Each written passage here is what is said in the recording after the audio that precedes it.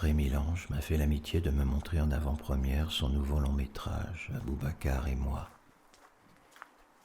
Cela nous arrive parfois, lorsque nous ne savons plus trop quoi penser de nos propres films à force de les avoir trop travaillés, d'avoir besoin d'un regard extérieur pour retrouver intacte la confiance en soi, ou chez certains l'inconscience, nécessaire à la mise en chantier d'un nouveau film. J'ai supposé que c'était le cas pour Rémi Lange. J'ai supposé que c'était le cas pour toi. Et plutôt que d'écrire un texte critique sur ce film que j'ai aimé tout de suite et sans réserve, je préfère te livrer mes impressions à chaud par fragments tels que je l'ai fait par le biais de ta messagerie privée.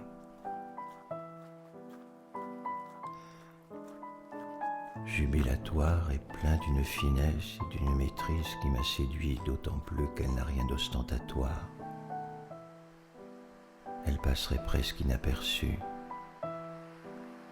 Et ne pas faire peser sur ton spectateur le poids de ta grammaire cinématographique est de nos jours une élégance suffisamment rare pour être signalée.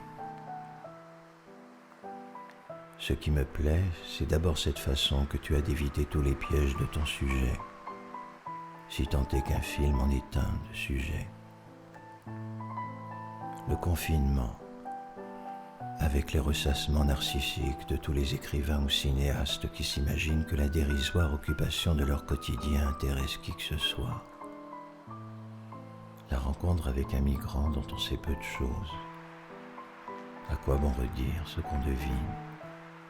Les raisons qui poussent un migrant à l'exil sont hélas tragiquement presque toujours les mêmes. D'emblée, tu resserres le propos de ton film sur son vrai sujet.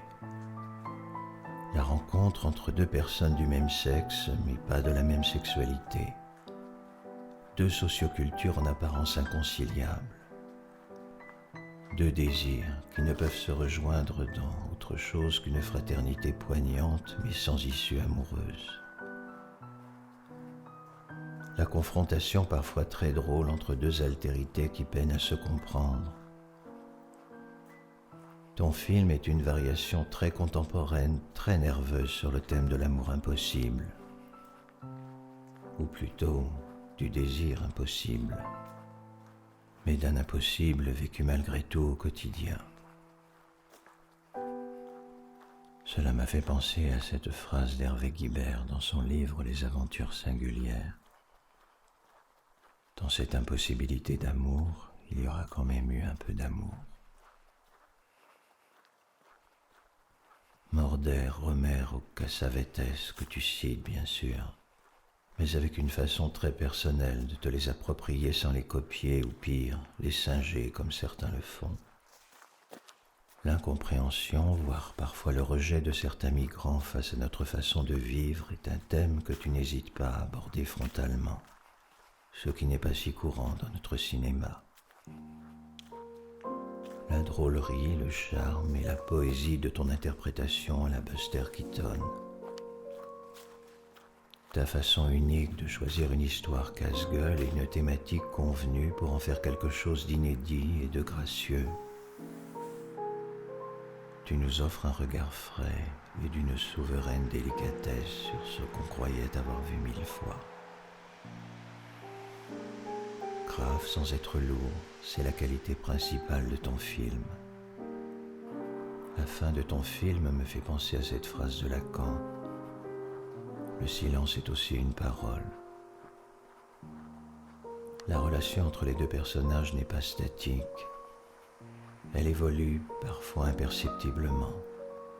Après tout, il en est de même dans la Ventura d'Antonioni, où les deux personnages voyagent ensemble malgré l'incommunicabilité qui les sépare, mais qui aussi, étrangement, les unit.